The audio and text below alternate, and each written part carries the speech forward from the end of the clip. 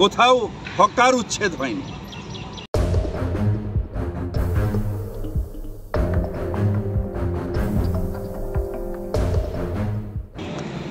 কাঠামো করে পার্মানেন্ট দোকান করে নিয়েছেন, সেটা নিশ্চয়ই ভাঙা হয়েছে।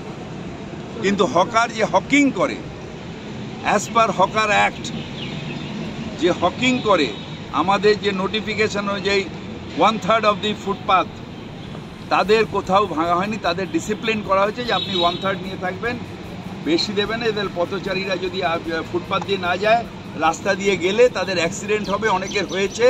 তাদের কারোর পা চলে যাবে, কারোর হাত চলে যাবে, কারোর জীবন চলে যাবে। এইটুখানি হয়েছে, কোথাও হকার উচ্ছেদ হয়নি। আর বরং মুখ্যমন্ত্রী অনেক তাদের প্রতি সমবেদনা আছে, তাই অনেকগুলো নিয়ম কালকে করেছে, যেগুলো আমরা বসবো আজকে মিটিংয়ে। সেটা হচ্ছে তাদের জন্য গোডাউনের ব্যবস্থা করা, হকার করে তারা নিয়ে মালটাকে কোথায় যাবেন, রাস্তায় রাখলে যদি নষ্ট হয়ে যায়, বৃষ্টি আসছে, তাদের সুন্দর করে রাখা, তাদের অন্য অন্য ফেসিলিটিসের কথা যে মুখ্যমন্ত্রী আমাদের আদেশ করেছেন, সেই সব আমরা করব।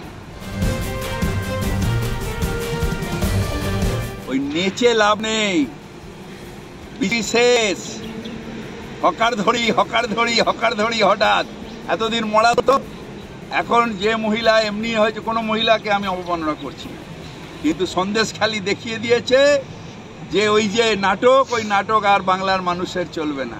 আর এখন হকার হকার ধরে কি হবে? আপনার গরিব মানুষ আপনাকে ভোট দেবে? যেভাবে মূল্যবৃদ্ধি করেছেন, যেভাবে জিএসটি করেছেন, যেভাবে মানুষের উপর অত্যাচার করেছেন, যেভাবে দেশ বিক্রি হচ্ছে, আপনাকে ভোট দেবে?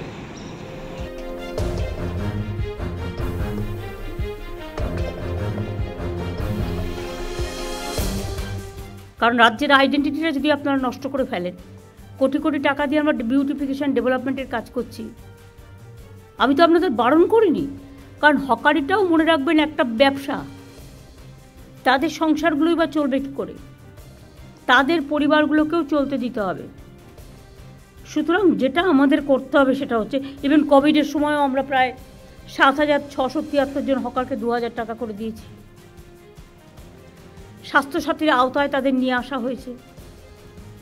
কিন্তু রাস্তা ফুটপাতে হকার এনক্রোচমেন্টের পুরো ফুটপাতটাই যদি দখল হয়ে যায়, অ্যাক্সিডেন্ট বাড়ে, লোক চলতে পারে না, আর যে যার মতো ইচ্ছে মতো প্লাস্টিক জমা করে রেখে দিচ্ছে এবং হকারের জায়গাটাতে গোডাউন বানিয়ে দিচ্ছে। এটা তো হকার ভাই বোনেরা যারা আছেন, হকার কমিটির যারা আছেন, তাদের দেখা উচিত। আমি আমার ব্যবসাটা করব, আমার স্টলটা ভালো করে চলবে, কিন্তু স্টলের পাশে গোডাউন বানিয়ে দেওয়ার কোনো অধিকার আপনার নেই। সে যত বড়ই নেতা হোক, আমি কিন্তু কাউকে ছেড়ে কথা বলছি না।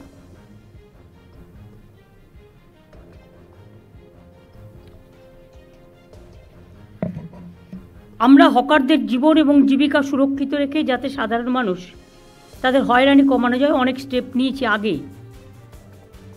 এই সংক্রান্ত আইনও করা হয়েছে।